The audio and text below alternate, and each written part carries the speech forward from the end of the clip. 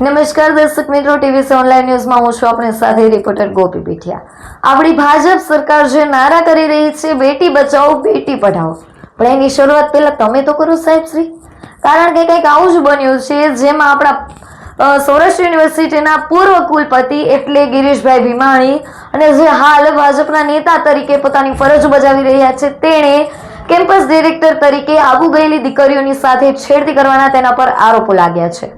પરંતુ જો કે શું એનો તો કઈ વાક ન કહેવાય, કારણ કે ભાજપ સરકારમાં એવા જ લોકો તો ભરેલા છે જે ઓલરેડી પહેલા રેપ કરી ચૂક્યા હોય, કોઈ દીકરીઓની જિંદગી બગાડી ચૂક્યા હોય, તેને તો ભાજપ સરકાર સીટ આપે છે, એટલે એમાં પણ કંઈ ખોટું નથી। પરંતુ તેની સામે જાગૃત અવાજ ઉપાડવા માટે આપણી એનએસયુઆઈની ટીમે તેના ઉપર કાયદેસર અવાજ ઉપાડ્યો છે અને માતૃ મંદિર કોલેજે જઈ અને તેના મોઢા પર કાળો રંગ લગાવ્યો છે અને તેની સાથે તેના પૂતળાઓ સળગાવવા માટે માંગ કરી છે કે આવા વ્યક્તિને પોતાની ફરજમાંથી મુક્ત કરવા જોઈએ। જો તેની સાથે એની દીકરીઓ પણ સેફ ન રહી શકતી હોય તો આવા વ્યક્તિનું કામ શું છે? અને ત્યારે આપણી સાથે એનએસયુઆઈના પ્રમુખ શ્રી એટલે નરેન્દ્રભાઈ સોલંકી જોડાયા છે, તો ચાલો સાંભળીએ શું છે સંપૂર્ણ હકીકત અને શું તેઓ લોકોએ કાર્યવાહી કરી છે। સમગ્ર ગુજરાતના શિક્ષણ જગતને કલંકિત કરે તેવી ઘટના 2 દિવસ પૂર્વે અમરેલીથી સામે આવી છે। અમરેલીના એક પ્રતિષ્ઠિત સંકુલની અમુક વિદ્યાર્થીનીઓ આબુ પ્રવાસમાં ગઈ હતી। ત્યાંના ડાયરેક્ટર અને સૌરાષ્ટ્ર યુનિવર્સિટીના ભૂતપૂર્વ વાઇસ ચાન્સલર અને ભાજપના નેતા ગિરીશ ભીમાણી પણ તેમની પાછળ ગયા હતા।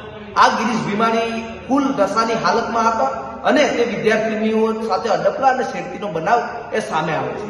ત્યારે અમે આજે શિક્ષણ વિભાગ અને સરકારને વિનંતી કરીએ છીએ કે આ ગિરીશ ભીમાણી પર કડકમાં કડક પગલાં લેવામાં આવે।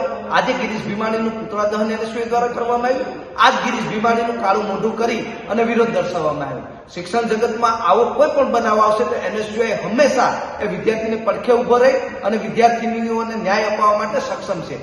ત્યારે હું સરકારને વિનંતી કરું છું કે આ ગિરીશ ભીમાણી પર કડકમાં કડક પગલાં લેવામાં આવે।